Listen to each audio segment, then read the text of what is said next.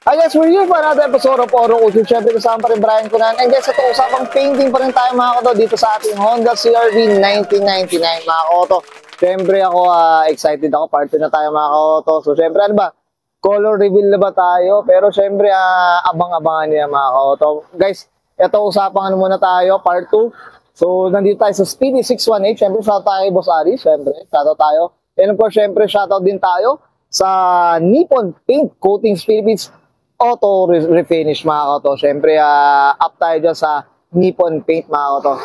And of course, guys, nandito tayo Paranaque para sa Speedy 618 dito sa Better Living, Bikutan mga koto. So, sa mga naghahanap ng ano dyan, painting, restoration at detailing mga koto, siyempre, check nyo yung Facebook page nito. So, ipa-flash ko naman sa screen niya mga koto. Okay, so guys, ito, check na natin. Part 2 tayo. Ano bang mga pagbabago sa ating Honda CR-V? So, tara, check na natin. Yeah.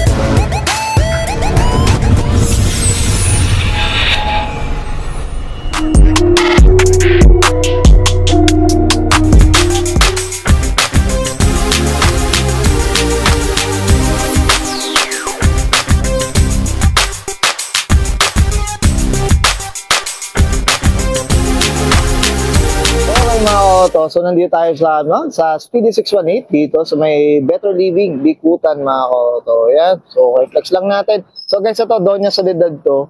So para sa mga nakafamilya sa Paranaque dyan. So ito yung ano na. Ito yung parang tinatawag nila extension mga koto. Yan. So nandito yung ano, parang receiving area natin mga koto ng Speedy 618. Siyempre dito. Isa to sa mga auto ni ano, Boss Aris. Ayan. Siyempre mga nakaflex dito mga koto. So yan, ito Innova, meron siyang Innova. May Fortuner to mga auto. At ito mga auto, medyo lagi ito nakakulambo. 86, tama mga auto. Ayan, okay. Yan, wala yung mga old school niya mga auto. So yan, shoutout tayo kay Boss Aris. Ayan. So bisitahin na natin ito sa sakyan.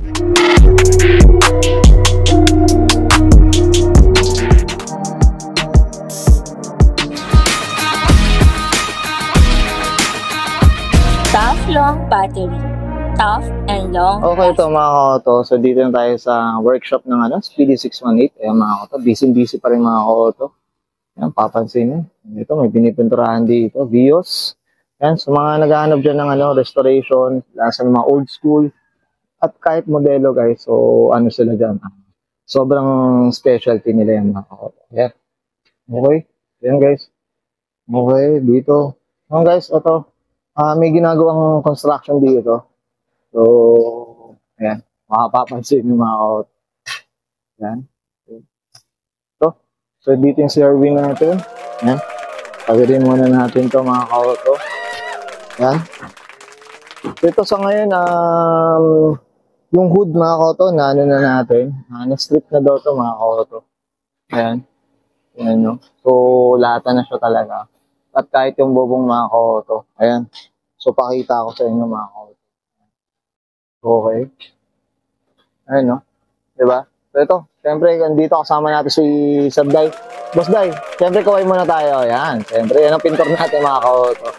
So, ito, nandito kasama natin si Sermon. Sermon, boss, kaway muna tayo dyan. Siyempre, ayan. Busy dito sa pagbabaklas sa mga plastic dyan. Ayan, mga auto. So, si mga koto, hindi ko ano, color reveal tayo. So, abangan niyo yan, guys. So, talagang ano ko to. Medyo binibiting ko kayo dyan, guys. Ayan. So, ang unang kulay talaga niya dati, guys, ang original niya is green talaga. Yung stock color na. So, nagpaputi lang tayo. So, maganda rin kasi ng puti. So, talagang na-inlove rin tayo sa puti. Pero ngayon, magka-catalog color tayo mga koto. So, abangan nyo yan guys. Ayan. Okay, ano. Dito. So, yan, medyo ba, ano, iba na nasimulan nilang baklasin na. Ayan. Dito sa harap. Ayan. Okay. Ayan. So, dito, pinapalabas na nila yung mga, ano, yung, kasi masyado marami yung, ano, patsi-patsi na pintura at saka yung mga liha. So, kailangan tayo lumabas yung bakal na talaga. Ayan. Sample na ng guys. Ayan. Okay. Okay. So, ito yung ano, tingnan nyo. Ito, naging bakal na mga ko. Diba? Okay. Okay to mga koto. To, flex natin yung bubong natin mga koto. Para makita nyo yung ano. So, yan guys. Yung mga butas guys, naka-fiber na. Ayan, mapapansin nyo. Okay. So, even yung mga bracket nasa ilalim nito. Kasi yan yung nagkukos ng ano, ng kalawang talaga. So, ano na rin siya. Kumbaga yung nagdudugtog sa kanya, naka-fiber na rin talaga. Yan mga koto. Yan. Okay. Yung reading, buti na lang natanggal to kasi sabi ko rin talaga gusto ko nakatanggal to. Okay, yan ako to. Okay, loob. Yan. Okay. So, binaklas na rin yung mga taillight kasi syempre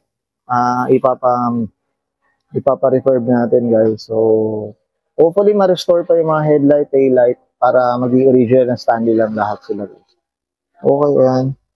So, abang-abangan nyo yan guys. Okay, dito. Siyempre, shoutout tayo sa Aba 55 guys. Siyempre, yan. Okay. Oh. Yan ang mga ito. So, hopefully, matapos din siya sa pagpasok ng Pasko. Nagamit na natin.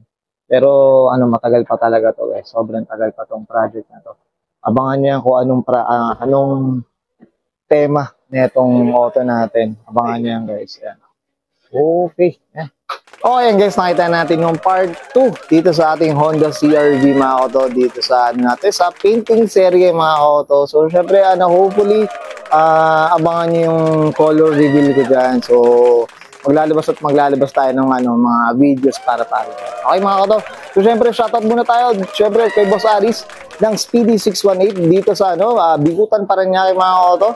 Syempre sa mga naghahanap ng painting diyan, auto restoration para sa mga luma at syempre modelong auto nila. So syempre check niyo yung Facebook page Speedy 618 sa auto painting restoration at of course syempre yung detailing mga auto. Of course syempre shoutout din tayo sa Nippon Paint Coatings Philippines Auto Refinish mga auto. Syempre kila Boss Omar, yan. Syempre shoutout tayo diyan.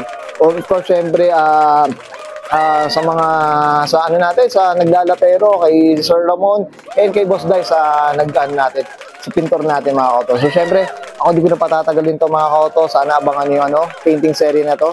So this is Brian Calana and this is Auto.